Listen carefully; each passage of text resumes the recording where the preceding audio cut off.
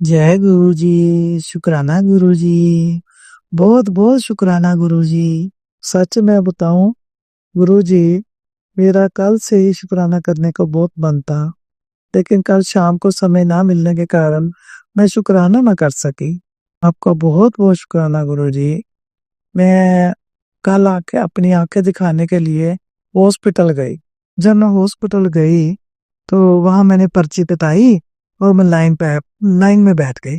तो बार बार मैं गुरुजी का नाम जपती रही। मेरी बारी आ गई। उन्होंने चेक किया।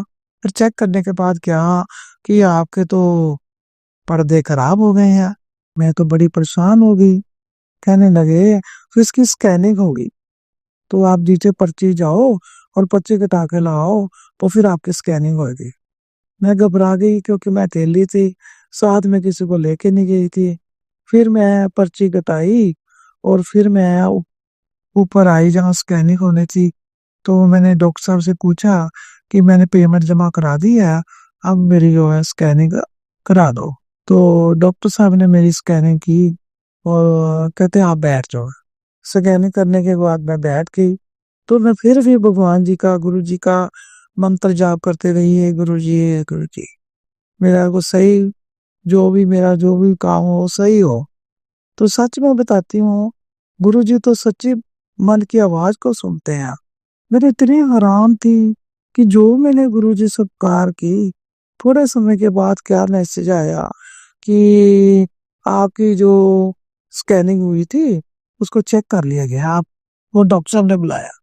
मैं डॉक्टर साहब के पास गई और डॉक्टर साहब कहने लगे कि अभी आपको 6 महीने दिए जाते हैं। आंखों में ये है कि जो नर्व है उनमें ब्लड तो आ गया है, लेकिन अभी स्टार्टिंग स्टेज है, अभी वेट करनी पड़ेगी। तो आप शुगर को कंट्रोल में रखो, तो आपका सब ठीक हो जाएगा। वहीं मैं देखकर एक तरफ मैं डॉक्टर साहब को देखूं और दूसरी तरफ मैं गुरुजी को याद करूं कि मेरे तो डॉक्टर साहब असली गुरुजी हैं। उन्होंने क्या का क्या कर दिया। पहले डॉक्टर ने मेरे को क्या कहा और अब वही डॉक्टर अब क्या बोल रहा है। मैं बड़ी हैरान हुई। फिर मैं बाहर आई और आकर मैंने देखा, चलो जो डॉक्टर साहब ने दवाई लिखी है मैं लेती हूँ। लेकिन मैं दवाई जब लेने लगी तो मैंने देखा इतना लंबी लाइनें लगी हुई हैं, बहुत रश है। तो कुछ मेरी आंखों में जो उन्होंने दवाई डाली थी उसे मेरे को साफ दिखाई नहीं दे रहा था। तो मैंने सोचा 1 बज गया, चलो घर चलते हैं। फिर मैं बाहर धीरे धीरे आई। बड़े मन बड़ा मेरा परेशान था। बाहर आकर फिर मैंने ऑटो किया और मैं घर आ गई। पर मैं आके गुरुजी का घर आके थैंक्स किया कि गुरुजी मैं तो बहुत घबरा गई थी, अगर आप मेरे साथ ना होते तो क्या होता। मैं वहीं आपको आपके प्रेजेंस मैं तो कभी महसूस करती रही कि गुरुजी मेरे साथ हैं, गुरुजी सारे काम करेंगे, गुरुजी देखेंगे। अगर मेरे को कोई जरूरत पड़ती है तो मैं गुरुजी बोलती, शुक्राना गुरुजी करती रहती। सच में गुरुजी ने मेरा जो है बहुत साथ दिया। थैंक यू गुरुजी, शुक्राना गुरुजी। जिस आंटी जी ने ये मेरा सत्संग जो है वो उसको लगाना है, सत्संग को बोलना है या पेश करना है, मैं उसका भी थैंक्स करती हूँ।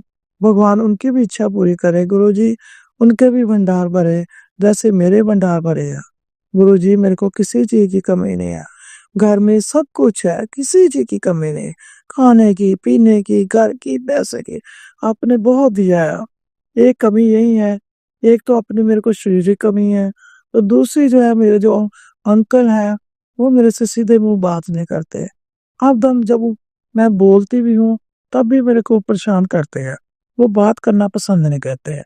ये 2 कमियां हैं गुरुजी, और किसी चीज की कमी नहीं है। आप इतने दयालु हो, मेरे को इतना कुछ दिया है, तो ये भी गुरुजी मेरे पर कृपा करो। आपका एहसान मैं जिंदगी भर नहीं चुका सकोगे। मेरे बच्चे भी ठीक हैं, बाकी सारा परिवार ठीक है, किसी चीज की कमी नहीं है। शुक्राना गुरुजी, शुक्राना गुरुजी, शुक्राना गुरुजी। मेरे के पास वो शब्द नहीं है जिससे मैं आपका शुक्राना करूं। अब मैं अपनी वाणी को विश्राम देती हूँ। जय गुरु जी। शुक्राना गुरु जी।